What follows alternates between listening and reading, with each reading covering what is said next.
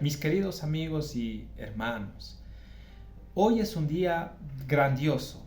¿Por qué? Porque la presencia de Dios está allí para todos aquellos que le queremos buscar de veras. Espero que se encuentren muy bien. Vamos a la fuente sanadora. Quiero que me acompañen en sus Biblias al libro de Timoteo, segunda de Timoteo. Vamos en nuestras Biblias a segunda de Timoteo, capítulo 1, verso 7. La palabra de Dios dice: porque no nos ha dado, dice Dios, espíritu de cobardía, sino de poder, de amor y de dominio propio. Bueno, el tema que hoy voy a topar con ustedes, primeramente, es un tema que lo debo aplicar yo primero, el que les está exponiendo esto. Es para mí, para recordarme a mí mismo de que tengo un Dios que tiene el poder suficiente para llevarme a avanzar. Y vamos a topar y a reflexionar de un tema que es el miedo. El miedo en el cristiano. Así denominémoslo este tema. Bueno, ustedes saben que cuando Dios vino a nuestra vida, Dios nos equipó, nos dio todo un vasallal, o hablemoslo así, un conjunto de armamento poderoso para poder combatir a nuestros enemigos. Y recordemos que el cristiano tiene tres enemigos principales. Primero, el mundo, este sistema degradado de maldad. Segundo, Satanás. Y tercero, la carne, es decir, nosotros mismos. Recordando directamente lo que alguna vez un siervo de Dios me dijo hace muchos años, me topé con una situación o un desafío en mi vida que tenía que atravesarlo. A la misma vez me cuestioné si yo iba o no iba a poder hacer tal cosa. Venía en mi corazón la incertidumbre de tal vez no poder alcanzar. Sin embargo, cuando fui a visitar a este hombre de Dios, me acuerdo que me dijo unas palabras que no me voy a olvidar jamás y hoy las traigo a memoria. Cuando yo estaba en el consultorio de mi querido pastor y amigo Richard Muñoz, te mando un abrazo enorme, mi hermano, y yo le conté de esta situación, él me dijo: sal de la peña, sal de la cueva. Esto me quedó retumbando en lo más profundo de mi ser.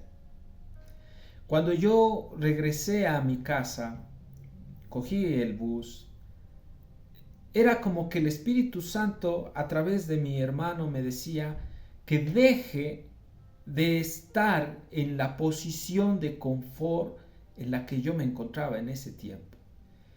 Y pasados los años, tuve yo una plática y conversación con mi querido pastor y me acuerdo que me decía mi pastor: hermano, no te aferres a nada en este mundo ni a nadie. Empieza a aferrarte 100% en Dios. Y me contaba de las experiencias que él tenía, de cuántas cosas él perdió en la capital, porque también obviamente Dios lo probó en su salud. Y permíteme, mi querido hermano, contar esto, para que muchas personas también sean edificadas.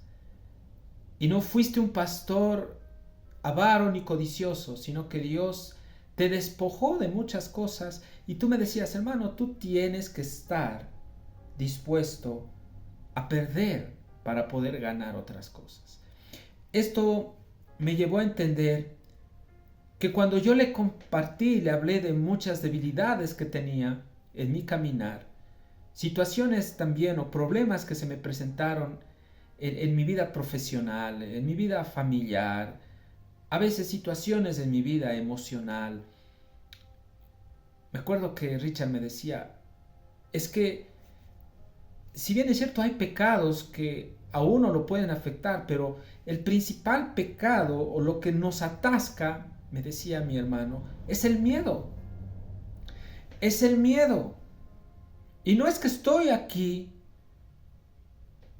dándoles a conocer una debilidad que tengo. Bueno, y creo que sí lo estoy dando a conocer. Somos cartas abiertas. Y quizás después de este video puede haber o levantarse críticas. ¿Qué importa? Estoy llamado a hablar la verdad. Pero parte de mi situación o de un gigante que yo tengo aún que vencer y estoy luchando aún es el miedo. Y quizás tú también te identificas conmigo. Pueden haber pecados que tú puedes cometer no tan groseros como la fornicación, el adulterio, ¿no? Tal vez pecados de carácter, actitudes, quizás renegar, la ira, el enojo, ciertas situaciones. Pero el miedo es paralizador. El miedo se ha convertido en aquel enemigo del cristiano que lo entierra, escúchame bien, en un lugar y no lo deja avanzar. Recordando lo que hace mucho tiempo leía en Números capítulo 33, me ponía a meditar algo que si ustedes leen, yo les animo que en su casa lean todo el capítulo 33 de Números, donde habla acerca de las jornadas de Israel desde Egipto hasta el Jordán. Y bueno, y recuerdo yo lo que hizo Dios, con mano potente lo saca a los israelitas de Egipto y los lleva a un desierto, a un desierto.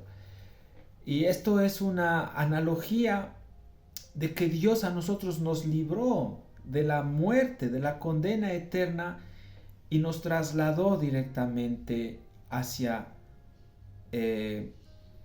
Canaán, la tierra prometida, es decir, en Cristo. Cristo representa las riquezas, la leche y la miel, donde fluía de ahí de Canaán, representan Cristo, esta persona maravillosa.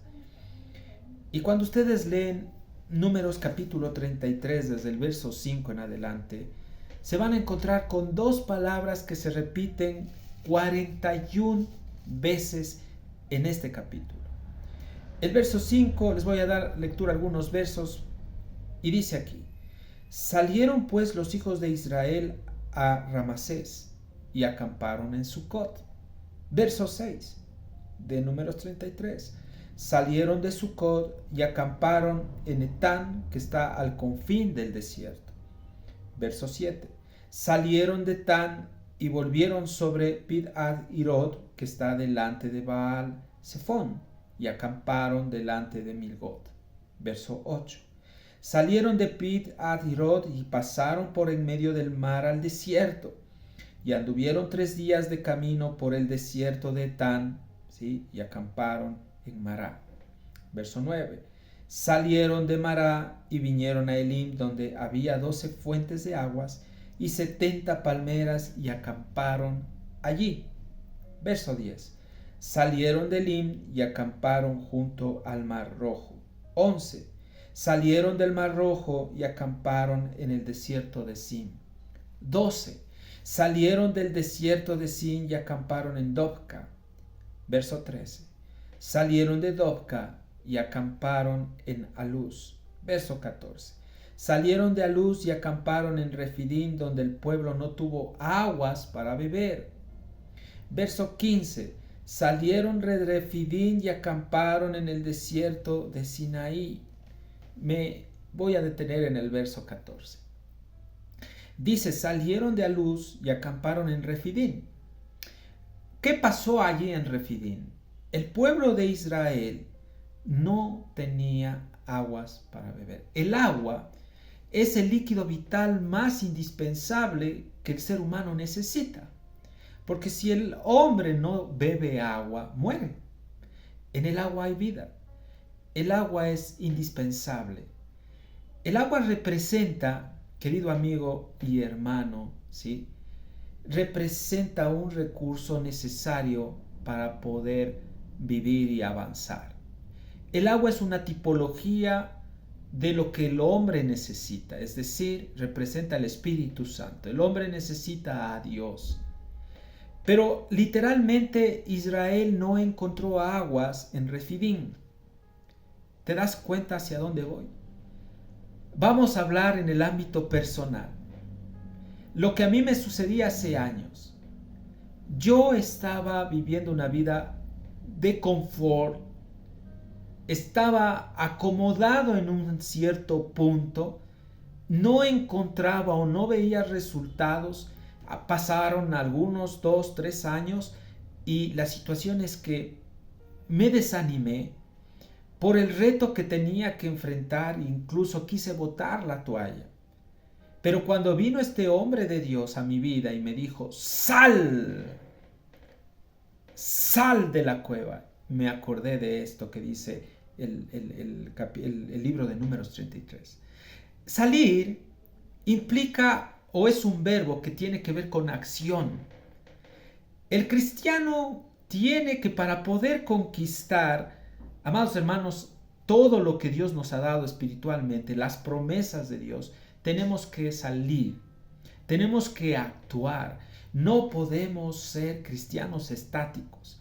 Y aún hasta en lo secular el Señor me hacía entender que para yo poder llegar a obtener o lograr mis objetivos o cumplir mis metas, tenía que yo salir de mi estado de confort. Y para salir, tienes que llenarte de valor. Porque cuando sales, tú no sabes los desafíos o con qué te vas a encontrar en el camino. Sin embargo, aunque nosotros no sabemos con qué nos vamos a encontrar en el camino, puede ser gigantes como aquí, como los hijos de Anak, porque los hombres allí miraron que la tierra prometida era buena, pero habían hombres gigantes. Podemos identificar tú y yo cuáles son esos gigantes en nuestra vida. En el segundo video te lo comparto.